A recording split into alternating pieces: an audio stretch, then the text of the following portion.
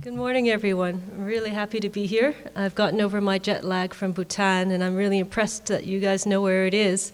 It's perched high up in the Himalayan mountains between India and China, two very large countries. And as Vincent said, I'm going to be talking a little bit about happiness in Bhutan and why it's important to us as young people in the United States thinking about the kind of future that we want to have. I'll be talking a little bit about the crisis of our times and some of the challenges that we're facing now that you're probably already aware of. I'll be raising this question of, does happiness equal wealth? You know, a lot of us think if we have more money, then we'll automatically be happier, we'll be better off. But there's some interesting research that's challenging that idea right now. And then I'll talk a little bit about some of the work I'm doing at the G&H Center with young people in Bhutan. And this idea that if we want to change the world around us, we have to start with ourselves. And I think that comes into some of the mindfulness and compassion practices that we're going to hear a little bit more about this morning. So we are really living in interesting times. A lot of change and crisis that we're seeing in the newspapers, that we see even here in the United States in our neighborhoods. And there's been talk about the three divides. Otto Scharmer, who's a social scientist at MIT in Boston, has talked about a spiritual divide that's between ourselves and ourselves, being out of touch with ourselves. A social divide that's about being out of touch with each other, and an ecological divide, which is really about ourself and the outer environment. So let's think a little bit about this alienation from ourselves. You know, when we usually think about the top causes of mortality in a country, we think about heart attacks, we think about diabetes. But depression now ranks number one as a major contributor to the burden of disease in high and middle-income countries, in wealthy countries. Depression is really becoming a serious issue. We're seeing a lot of increasingly fast-paced and really busy lives. You probably are aware of what the workforce looks like once you get into that job market. And really alarmingly, a growing number of suicides, especially among young people, which has been alarming to people who are working in public health and education like myself. We've also been seeing a growing alienation from each other in the sense that our social systems across different countries don't seem to be working so well anymore. So we're seeing a lot of rebellions, a lot of uprising in different communities. We're probably aware of the 1% movement that was happening here in the United States, protests on Wall Street, a real sense that the rich are getting richer, the poor are getting poorer, and people are really challenging, are our governments really serving our best interests? And then I think a lot of us are aware of our growing impact on this tiny planet we call Earth, our ecological footprint, how much we're consuming in terms of our resources now exceeds by 50% what we're able to replace. And that for our generation, for young people in this room, that's a real concern. Is there going to be enough oxygen, enough trees, enough clean water for all of us as we get older? And because of these different crises, a lot of economists and government leaders have started to ask, is there something about our economic system that really promotes economic growth, what we call GDP, or gross domestic product, as a real sign of success in countries that may have something to do with the problems that we're facing? And that takes us to this question, does happiness equal economic growth? And there's been a growing number of researchers and scientists who are challenging this myth of GDP. So GDP, you don't have to be an economist to really understand what it's about. It's basically the market value of all the goods that are produced within a country, like the United States. It was first developed as a measure during the Great Depression, understandably, because in the 1930s, the markets were crashing and people wanted a measure to indicate and help predict how a country was doing.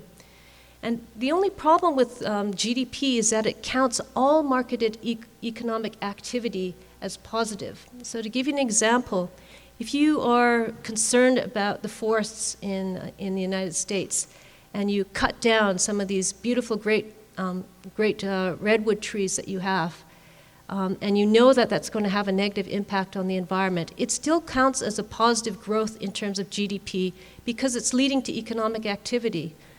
Similarly, if there's a huge oil spill, if Shell oil spills into the Gulf, that counts as positive for GDP because even the cleanup costs of that is going to result in economic activity. So that's one of the problems with GDP.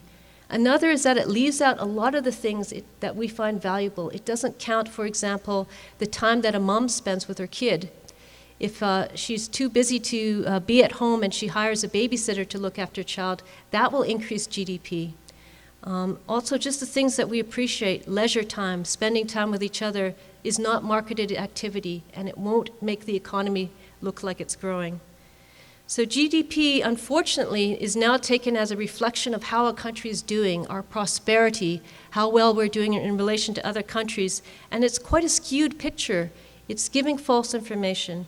And Simon Kuznets, who was the one who actually came up with the measure GDP and won the Nobel Prize for that measure, warned at that time, don't take it for more than it's meant to be. He said the welfare of a nation can scarcely be inferred from a measurement of national income as defined by GDP. So even at that time, he was saying, don't put too much on this number. And yet that's what's been happening increasingly in the United States and other countries. So what about this idea, is money equal to happiness?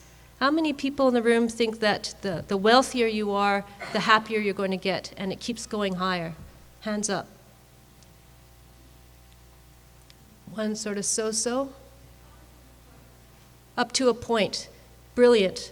So that's actually what a lot of research is showing. You have a gut feeling for that, but a lot of economic activity and the emphasis on economic growth kind of implies that the higher you go, the better the well-being of a country will be.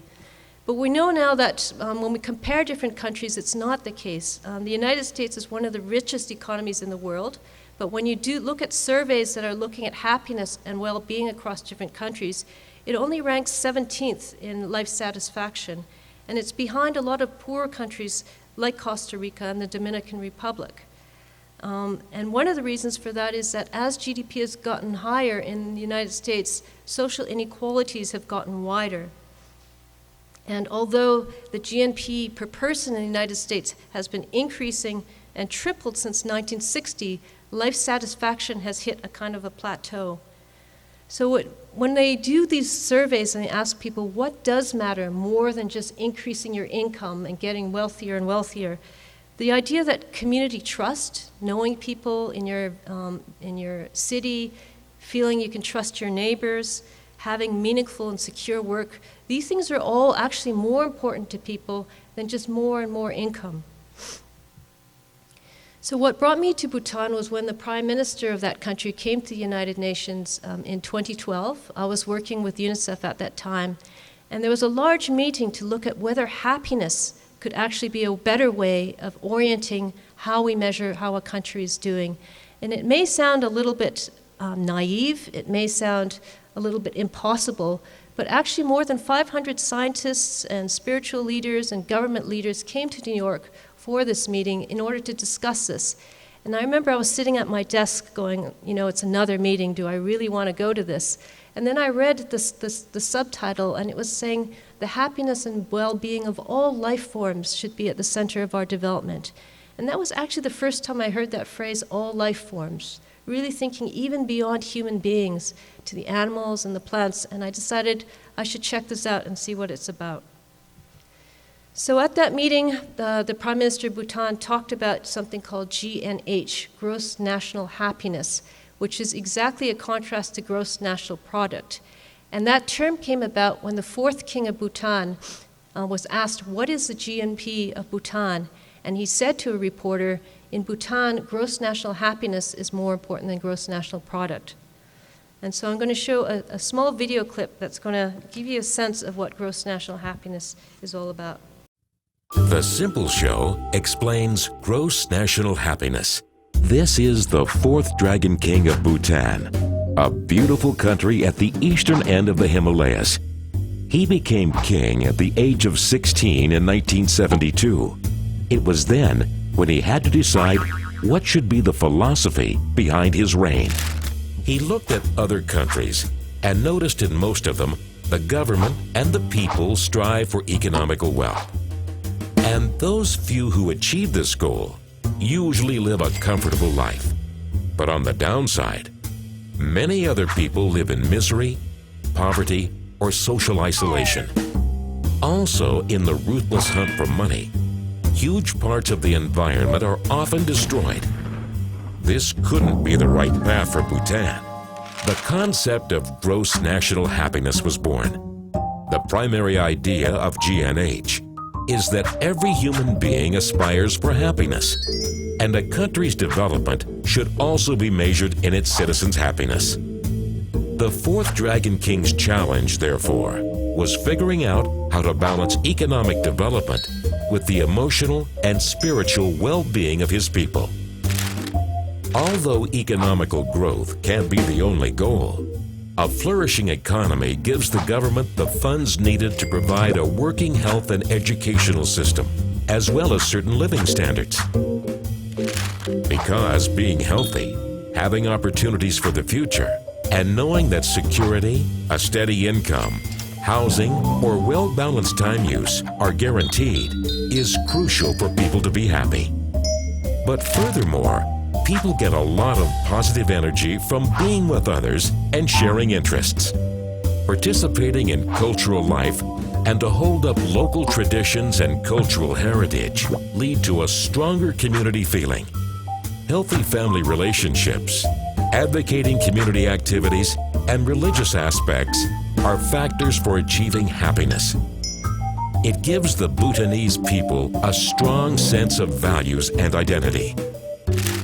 The fourth Dragon King reigned 34 years, basing his decisions on all factors of gross national happiness, asking himself, what makes Bhutan's people happy? And the fourth Dragon King lived by example, leading a very simple life. In fact, he believed so strongly in the concept of GNH, he even decided to hand over sovereignty to the people.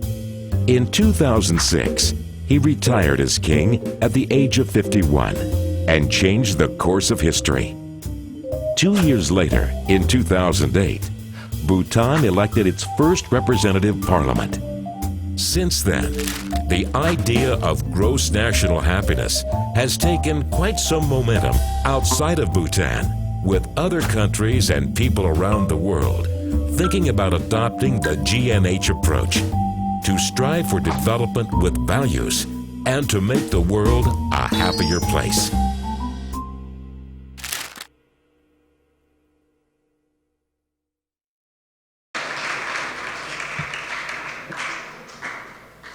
So I hope that gives you a little bit of an idea of what's happening in Bhutan.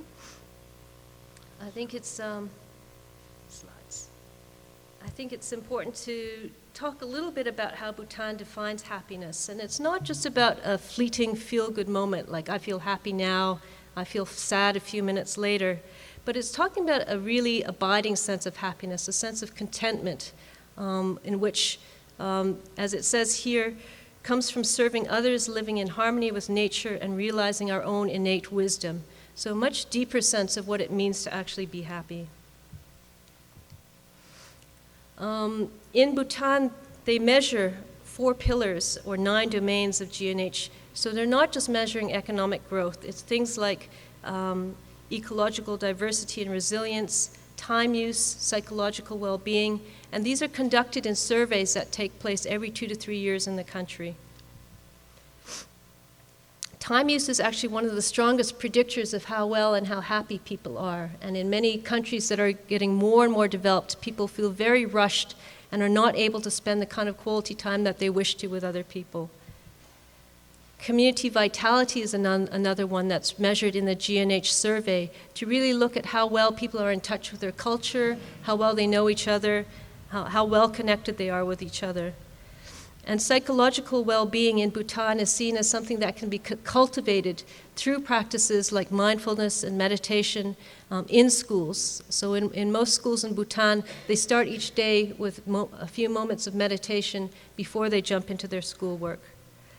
And in terms of environmental conservation, Bhutan is covered by forest in over 81% of the country.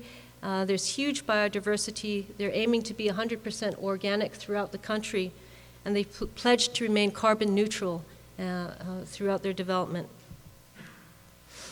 I'll end by talking a little bit about the inner transformation and social change that we see as being important in some of the programs that we're leading. And I think it's similar to what we'll experience a little bit later this morning. But really the idea that in order to be of use in the environment and in the work that one's doing, one has to be really in touch with one's own feelings. And the idea of compassion and developing that is really important. We had a youth camp in the G&H Center in Bhutan last year where we invited about 25 young people about your age from United States and Europe to meet with Bhutanese, and they lived on the land and they camped there, and they actually had a chance to discuss what it meant to them to be happy and to be well. And each day was starting again with compassion and meditation training for the young people there. So I'll just end there. I think there'll be more opportunities to talk after the session in the morning, but I just wanted to give you a quick overview of what's happening in